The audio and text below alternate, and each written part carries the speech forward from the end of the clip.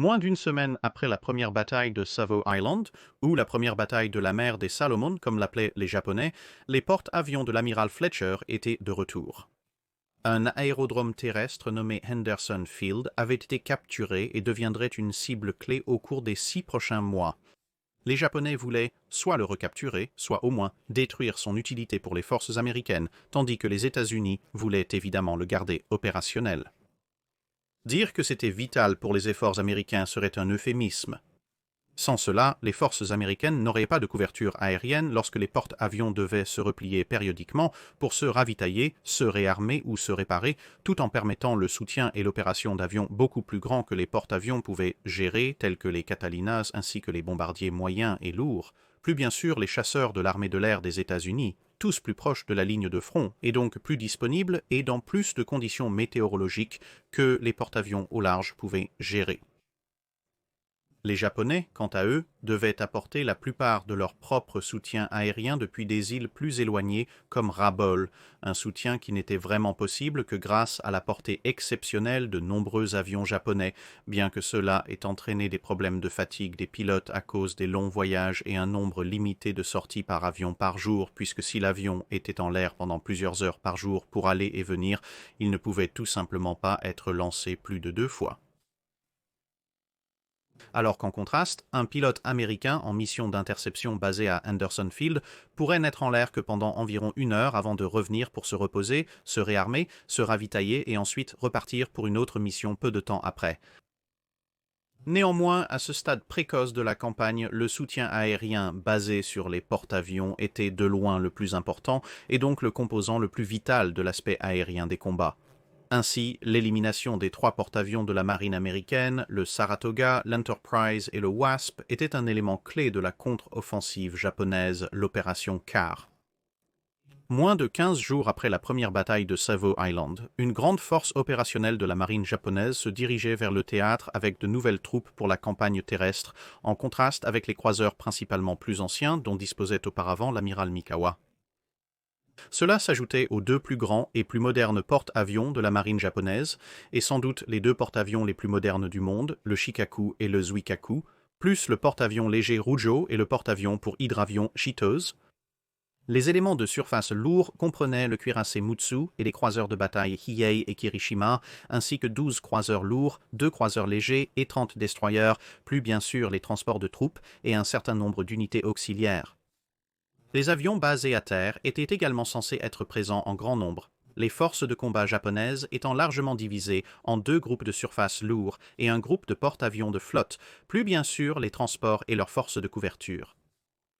L'idée était de localiser les porte-avions américains, de les détruire ou plus probablement de les handicaper avec les ailes aériennes des porte-avions de la marine japonaise, puis d'envoyer les unités de surface pour répéter la première île de Savo en masse la nuit, y compris la chasse à tout porte-avions ou escorte de la marine américaine qui aurait été assez imprudent pour rester dans les parages.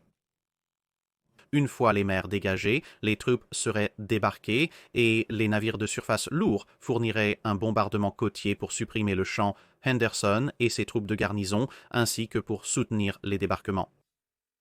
Sur le papier, les forces de la marine américaine sembleraient en net sous-effectif. Bien qu'ils aient 3 porte-avions, le Saratoga était une conversion dont la grande taille ne produisait qu'un groupe aérien de taille à peu près similaire à celle du beaucoup plus petit Enterprise, bien que ceux-ci correspondent à peu près aux 2 groupes de porte-avions de la flotte de la marine japonaise à bord du Shikaku et du Zuikaku. Le Wasp transportait un grand groupe aérien mais était très vulnérable aux dommages. Le léger avantage en puissance aérienne navale dû au groupe aérien plus grand du Wasp par rapport à celui de Rujo était à peu près la seule bonne nouvelle. Si cela se résumait à un engagement en surface, la marine américaine ne disposait que d'un seul cuirassé, le United States Ship North Carolina, de 5 croiseurs lourds et de 2 croiseurs légers, tous 2 de la classe Atlanta et de 18 destroyers. Le North Carolina était bon, mais les chances qu'il affronte avec succès 3 navires de guerre à la fois étaient relativement minces. Ces forces étaient divisées en 3 groupes de tâches, chacun centré autour d'un des porte-avions, mais sans transport de troupes à couvrir. Ils étaient bien sûr plus mobiles, et bien sûr entièrement dédiés au combat, l'amiral Fletcher, ne dispersant pas ses porte-avions aussi loin et aussi largement qu'il avait été fait à Midway. Avec les forces existantes sur Guadalcanal intensifiant les hostilités, les formations de la marine américaine se rapprochèrent de l'île pour fournir un soutien aérien rapproché, tandis que les forces japonaises descendaient du nord à peu près au même moment. Le 21 jusqu'au 23 août se sont donc écoulés, sans que ni l'un ni l'autre ne se rendent compte que l'autre était en route, malgré un grand nombre de vols de reconnaissance de part et d'autre. Un des chasseurs de l'Enterprise avait abattu un avion de reconnaissance japonais, ce qui indiquait à la marine américaine qu'une forme de présence de la marine japonaise devait se trouver dans la zone pour le lancer. Mais cela indiquait également à la marine japonaise que quelqu'un était présent avec des chasseurs pour faire disparaître leurs avions. Mais ce niveau d'information était vraiment à peu près tout ce qu'il y avait. Tout a changé le 23e, lorsqu'un Catalina a repéré le convoi d'invasion japonais, incitant les avions d'attaque des forces basées sur le terrain de Henderson et du Saratoga à tenter de le détruire, mais l'amiral Rezo Tanaka avait vu l'hydravion faire un rapide 180 et se diriger à nouveau vers le nord, ce qui signifie que les avions d'attaque n'ont rien trouvé lorsqu'ils sont arrivés aux coordonnées prévues. Cela a préservé temporairement les transports de troupes, mais ils étaient désormais en retard sur le programme. Confronté à aucun signe de présence significative de navires de guerre de la marine japonaise à ce moment et avec un convoi de troupes qui semblait avoir pris la fuite, Fletcher a gardé à l'esprit les renseignements qu'il avait reçus plus tôt qui indiquaient que les indications pointent fortement vers une attaque ennemie en force sur la zone de Cactus du 23e au 26e août. À partir des renseignements disponibles, la présence de porte-avions est possible mais non confirmée, le ravitaillement important doit être effectué le plus tôt possible et si possible une force de tâche de porte-avions à la fois se retirant à cette fin.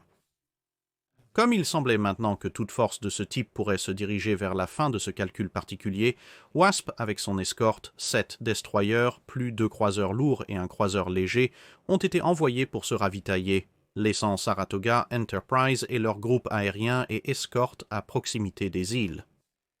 Cela prenait inconsciemment la forme du troisième round des batailles de porte-avions entre la marine américaine et la marine japonaise et la revanche personnelle de Fletcher contre Nagumo.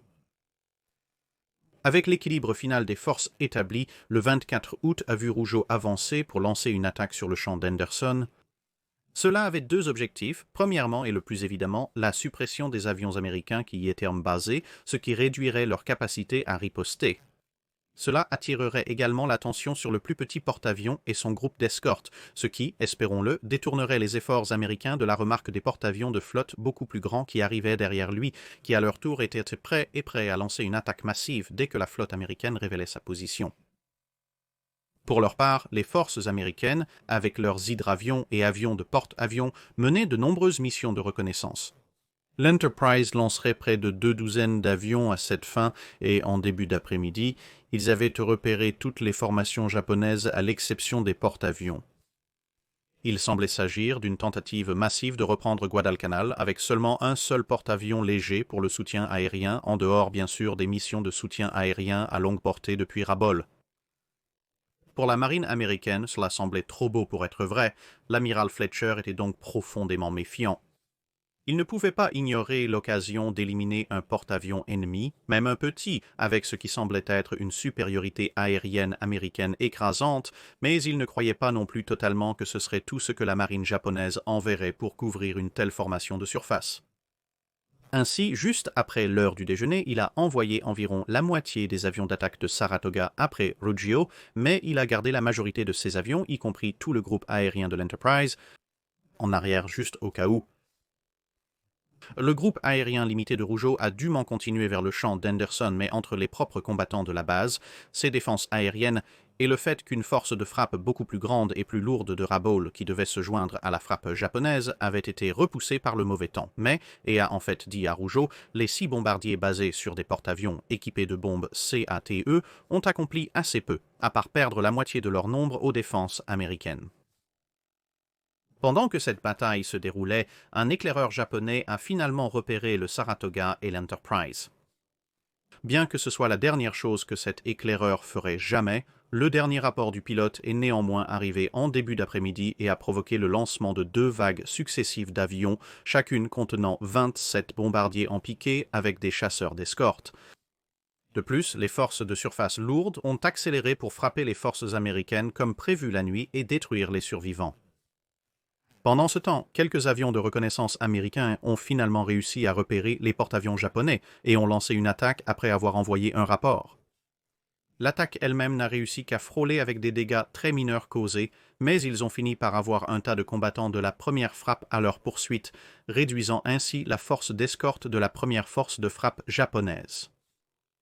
Cependant, leur rapport n'a pas réussi à atteindre les officiers à bord des porte-avions américains, le rapport d'action de l'Enterprise notant qu'à 14h40, le Rougeau, un croiseur lourd et 3 destroyers ont été aperçus à 317 degrés, à une distance de 198 miles de notre position à ce moment-là. Le rapport de ce contact n'a pas été reçu par l'Enterprise avant 15h48. Cela est probablement dû au fait qu'il a été noyé par la transmission du directeur de chasseurs dans la même bande de fréquence générale et au niveau élevé d'interférence locale développé autour de cette fréquence lorsque le navire navigue à grande vitesse. À 15 heures, 2 porte-avions, 4 croiseurs lourds, 6 croiseurs légers et au moins 8 destroyers ont été aperçus au cap 340 degrés à une distance de 198 miles de notre position à ce moment-là. Le rapport de ceci n'a pas été reçu par Enterprise, probablement pour les mêmes raisons qui ont retardé la réception du rapport ci-dessus. Vers la même période, la frappe de Saratoga est arrivée au-dessus de Ruggio, avec quelques B-17 qui ont tenté vaillamment, mais sans succès, un bombardement à niveau. Les 38 avions porte-avions comprenaient principalement des bombardiers en piqué intrépide, avec quelques nouveaux bombardiers torpilleurs Avenger en prime. La longue portée avait exclu une escorte de chasseurs. Avec Ruggio ayant une patrouille aérienne de combat minimale et une batterie anti-aérienne relativement petite, la frappe a réussi 3 coups avec des bombes de 1000 livres, plus probablement une torpille, qui a mis hors service toute la machinerie de tribord. Malgré le fait d'être bien en flammes à cause des bombes, les équipes de contrôle des dommages de Rougeau ont fait un excellent travail pour éteindre les incendies, aidés sans doute par l'absence d'avions à bord et le double hangar, ce qui signifie que la plupart des dommages étaient limités à cette structure supérieure et plus légèrement construite, car les fusées des bombes se sont déclenchées à l'impact. Malheureusement, on ne pouvait pas en dire autant pour l'inondation. Étant un porte-avions relativement petit, il n'a pas fallu longtemps pour que l'eau montante désactive également toute sa machinerie du côté bâbord, et en quelques heures, l'ordre d'abandonner le navire a été donné, le navire chavirant quelques heures après que l'équipage ait été évacué, laissant plus d'une douzaine de ces avions en l'air qui ont ensuite été contraints de se poser près des escortes. Seulement la moitié de ces pilotes seraient secourus. À 4 heures, la seule observation des porte-avions de la flotte japonaise n'était toujours pas arrivée, donc les forces américaines n'avaient toujours aucune idée claire de l'endroit où se trouvaient les autres porte-avions japonais, mais le radar leur avait donné une assez bonne idée de la direction de la première grande vague d'attaque japonaise qui se dirigeait droit vers eux. Le nouveau radar de la Caroline du Nord avait une portée de détection maximale de 180 miles et montrait beaucoup plus d'informations que certains des équipements plus anciens qui comprenaient la portée et l'orientation des cibles ainsi que leur altitude. Les instincts de Fletcher avaient été justes, et il avait déjà 25 des chasseurs de l'Enterprise et du Saratoga dans les airs, avec 20 autres chasseurs prêts sur le pont du Saratoga, prêts à décoller à tout moment et à intercepter les Japonais désormais largement surpassés en nombre. Après Midway, les États-Unis avaient ajouté un escadron supplémentaire de chasseurs à chacun de leurs porte-avions, et au total 53 chasseurs étaient désormais dans les cieux, quelques autres ayant été amenés depuis le bas. Malheureusement, à ce stade, la direction des chasseurs de la marine américaine était encore très limitée, tout passant par un seul canal qui, comme l'indiquait le rapport de l'Enterprise, était rapidement devenu fortement surchargé et entre cela et un effort héroïque de la poignée de Zeros restants qui étaient encore en service d'escorte, la plupart des bombardiers en piqué ont au moins pu commencer leurs attaques sans trop de harcèlement. Le journal de bord de l'Enterprise a enregistré, après le premier contact entre nos VF, c'est-à-dire les combattants et l'ennemi, la discipline radio était mauvaise. À plusieurs reprises, 2 pilotes ou plus tentaient de parler en même temps, avec beaucoup de communications non essentielles. L'air était tellement encombré de ces transmissions inutiles qu'en dépit de nombreux efforts pour calmer les pilotes, peu d'instructions ont atteint nos combattants, et peu d'informations ont été reçues par l'officier directeur des combattants.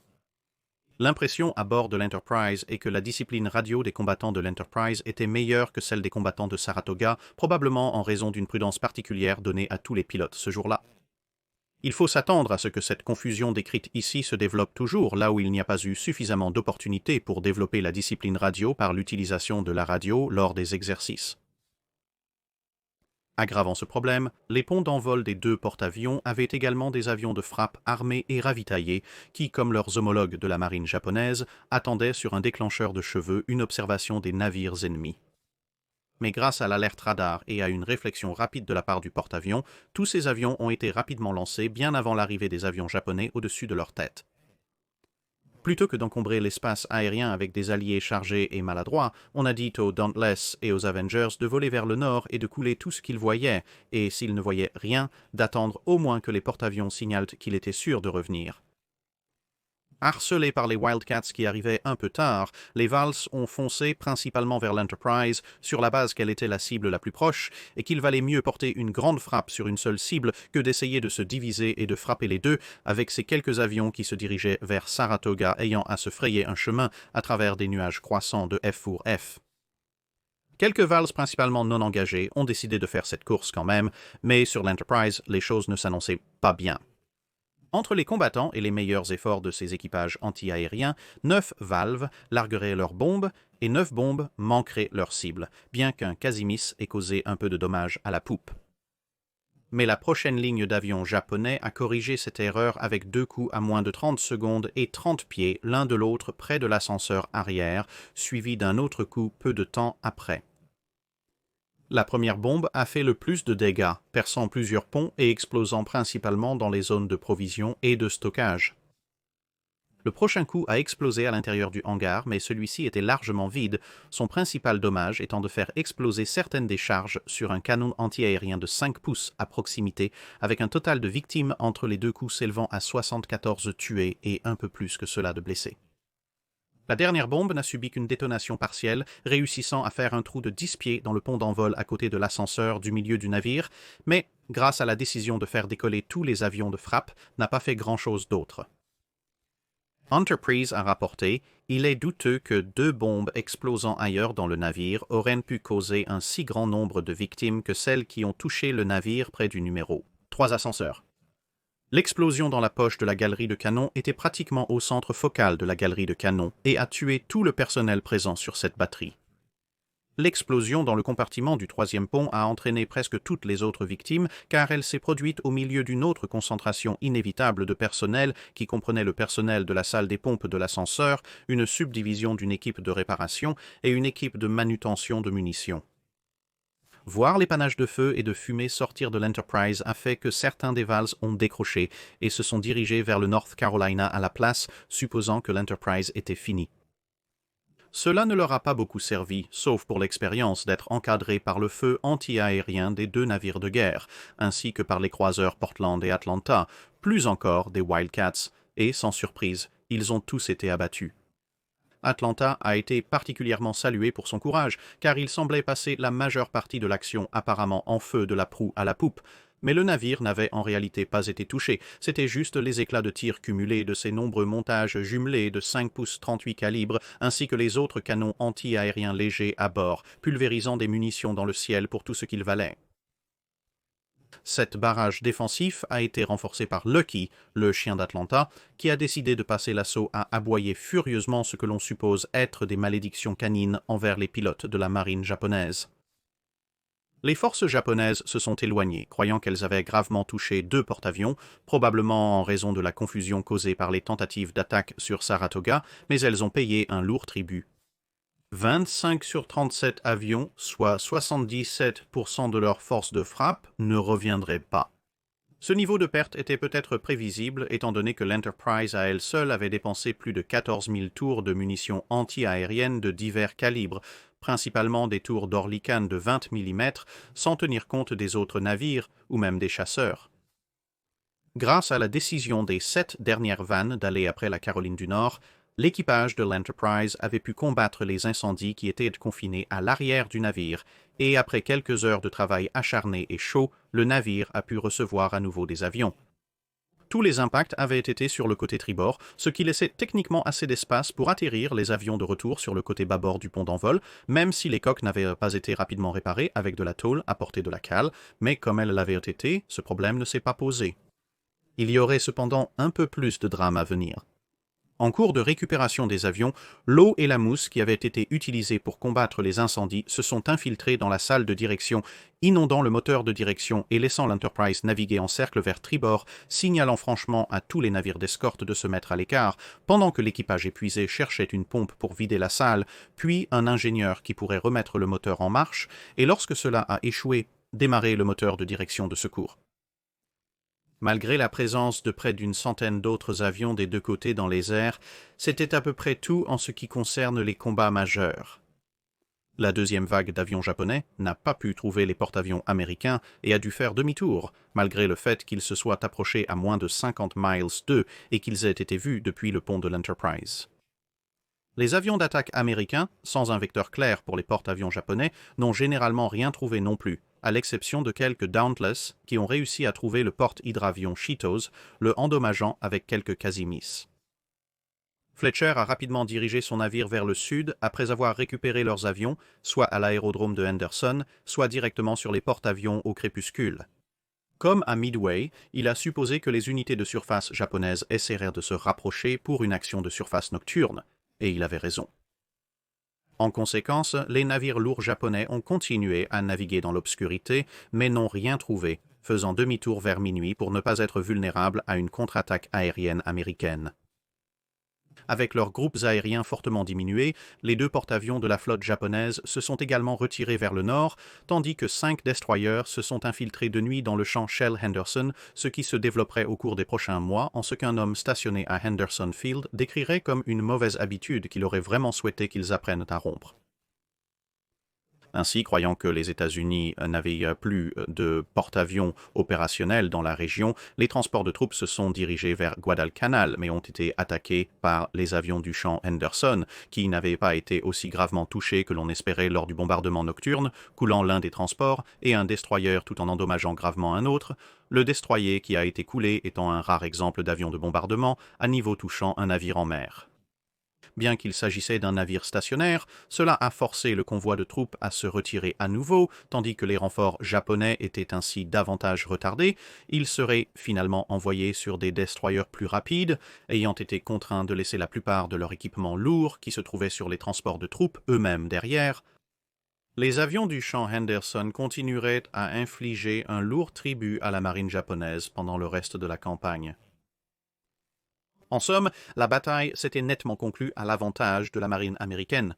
Bien que l'Enterprise ait besoin de réparation, la flotte avait perdu moins de 2 douzaines d'avions et moins de 100 morts, dont peu étaient des pilotes. Inversement, la marine japonaise avait perdu un porte-avions léger, un destroyer et un transport, avec 2 autres navires endommagés et plusieurs centaines de morts. Mais plus critique, presque la moitié des avions navals engagés dans l'action ont été perdus, ainsi que la plupart de leurs pilotes vétérans à peine remplaçables. En accord avec les différentes actions de la campagne de Guadalcanal, bien qu'il soit sorti de ce combat particulier en bien meilleure forme qu'à la première bataille de l'île de Savo, la marine américaine est toujours repartie avec une longue liste de problèmes qu'il voulait voir améliorés. Et cela mérite d'être écouté, car il serait facile de voir cette bataille comme une simple continuation de la victoire remportée à Midway, mais les officiers de la marine américaine réfléchissaient sérieusement à comment ils pourraient s'améliorer, même lorsque le résultat de la journée avait été en leur faveur. Certaines des recommandations formulées dans le rapport d'après-action de l'Enterprise sont les suivantes. 1. Communication partie A. Encore une fois, comme par le passé dans la mer des Coraux et à Midway, les communications se sont avérées faibles au point de constituer un danger. En raison d'un manque de formation adéquate, les pilotes rapporteurs de tous les commandements continuent de transmettre des rapports de contact vagues, ambigus et confus, omettant souvent plusieurs des éléments vitaux d'un rapport de contact complet et ne parvenant souvent pas à continuer à faire des rapports. Le manque de discipline en matière de transmission radio par les avions en contact avec l'ennemi a fait l'objet d'un commentaire détaillé par l'officier directeur de chasse dans l'annexe F.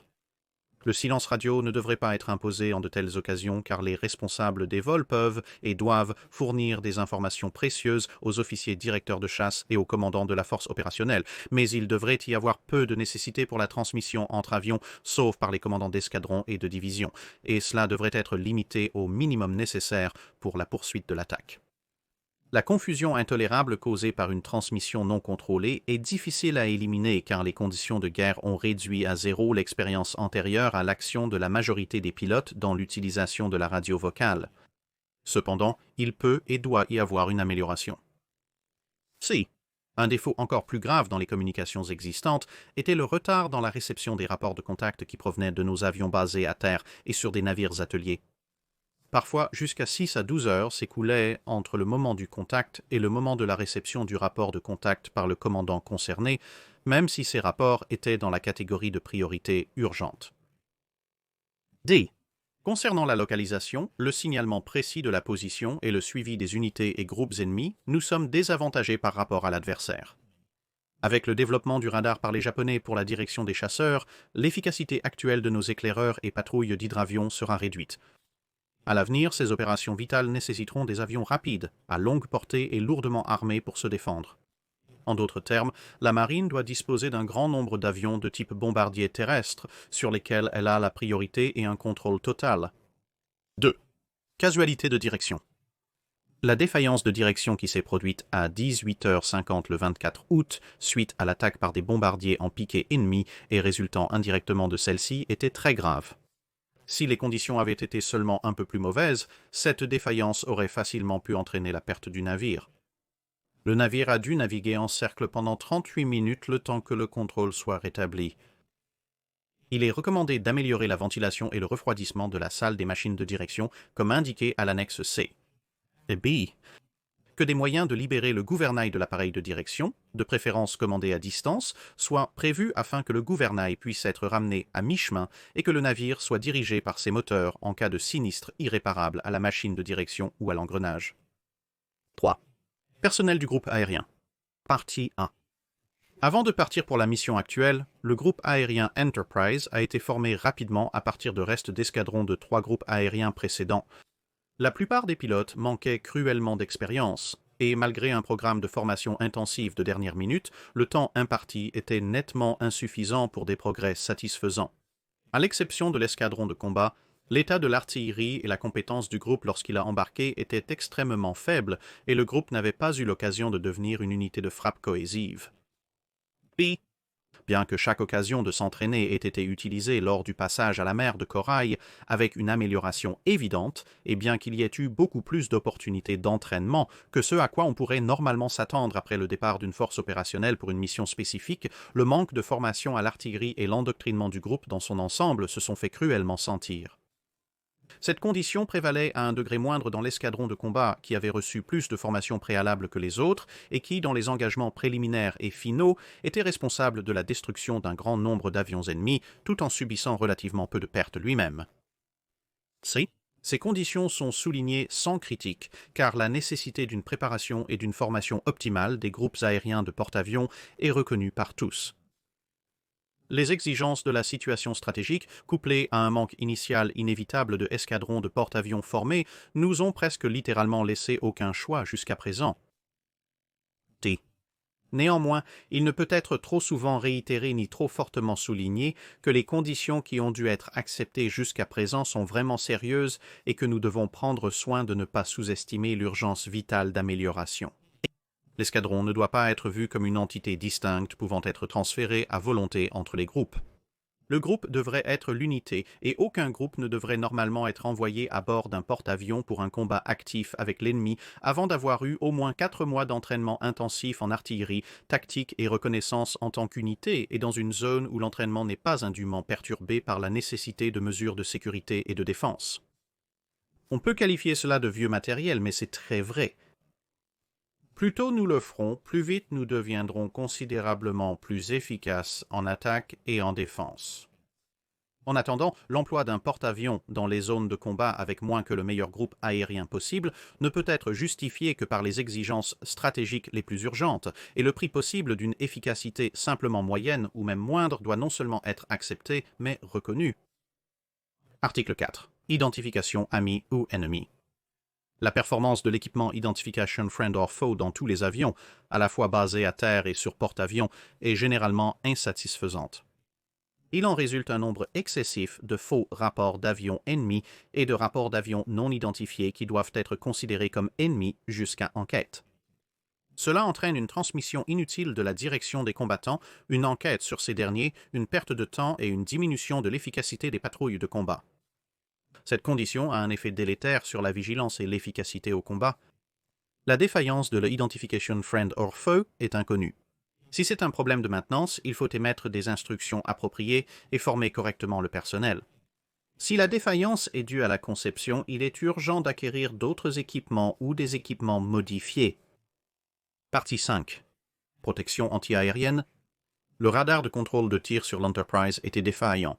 On ne sait pas si les autres navires de la force opérationnelle ont obtenu des résultats acceptables de leur équipement correspondant, mais le fait demeure qu'aucun tir de 5 pouces d'aucun navire de la force opérationnelle n'a commencé, alors que les avions ennemis étaient à des altitudes élevées où ces canons étaient les seuls à avoir la portée nécessaire.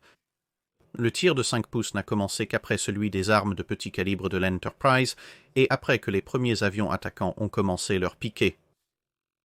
B. Sans aucun doute, l'élément personnel joue un grand rôle dans le fonctionnement du radar de contrôle de tir et des résultats améliorés peuvent être obtenus avec une formation supplémentaire.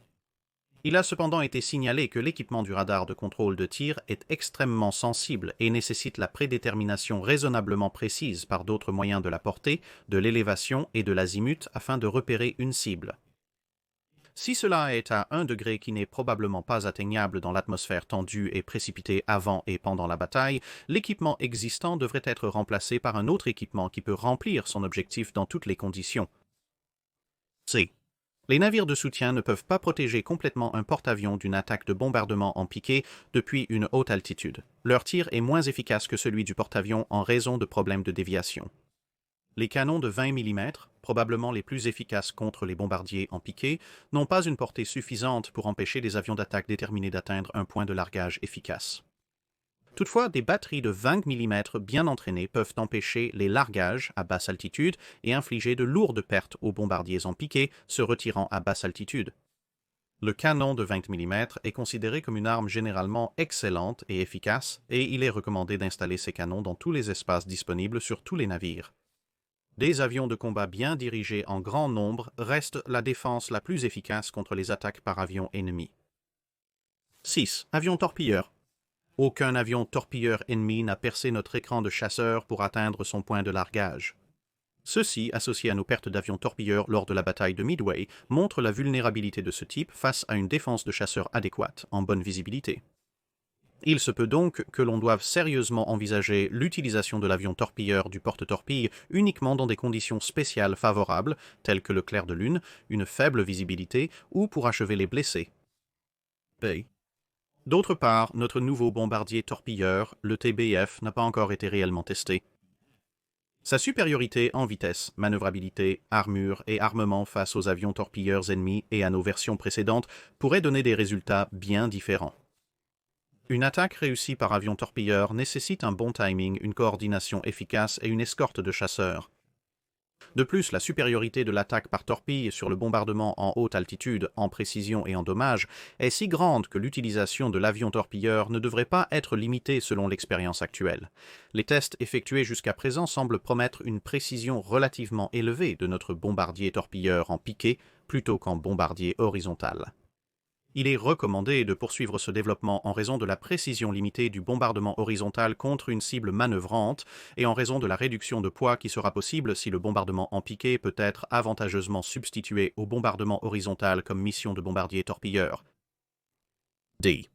L'avion TBF, en raison de sa taille et de son poids, représente actuellement une lourde responsabilité à bord des porte-avions. Un trop grand nombre peut diminuer la flexibilité du pont d'envol et du hangar et ralentir les opérations à des moments critiques. Un crash de TBF sur le pont ne peut être géré qu'après un long délai, et cela pourrait être fatal dans certaines conditions. Il est recommandé que le nombre total d'avions TBF sur un porte-avions du type Enterprise soit limité à 12, l'espace résultant étant utilisé pour les chasseurs et les bombardiers éclaireurs, et que des tracteurs à grue capables de hisser un TBF soient immédiatement fournis à tous les porte-avions exploitant ce type d'avion. Cette dernière recommandation est d'une importance urgente. 7. Les 1,2.54 cm devraient encore s'accroître.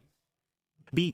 Il est recommandé que les montures de canon de 1,1 pouces numéro 1 et 2 soient déplacées plus en avant et que les montures numéro 3 et 4 soient déplacées plus à l'arrière afin d'augmenter les arcs de tir dégagés de ces canons vers le port. Et C. Il est recommandé que des canons supplémentaires de 20 mm soient installés dans chaque espace disponible approprié à la date la plus proche possible. Le rapport s'étend longuement sur d'autres problèmes, mais ceux-ci sont les principaux, et vous pouvez apprécier à partir de cela qu'il y avait une liste assez substantielle que les officiers de l'Enterprise jugeaient nécessaire pour améliorer davantage la capacité de combat de leur navire, et vous reconnaîtrez probablement qu'un bon nombre de ces recommandations ont été mises en œuvre assez rapidement. Pour l'instant, cependant, les porte-avions des deux côtés seraient éloignés de l'action, un soldat à Guadalcanal observant que tout le monde se retire sauf les marines. La prochaine grande bataille de la campagne serait donc un autre affrontement de croiseurs nocturnes, la deuxième bataille de l'île de Savo.